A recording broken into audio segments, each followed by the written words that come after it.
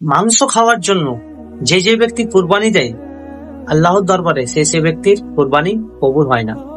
আমরা তো দীর্ঘ সময় ধরে কুরবানি দিয়ে এসেছি। কার কার কুরবানি আল্লাহর দরবারে কি কি কারণে কবুল হয় না আজকে জেনে নেব।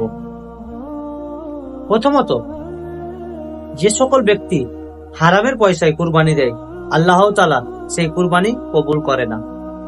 দ্বিতীয়ত, যে সকল ব্যক্তি মাংস খাওয়ার জন্য কুরবানি দেয় সেই সব ব্যক্তির কুরবানি আল্লাহ তাআলা কবুল করে না।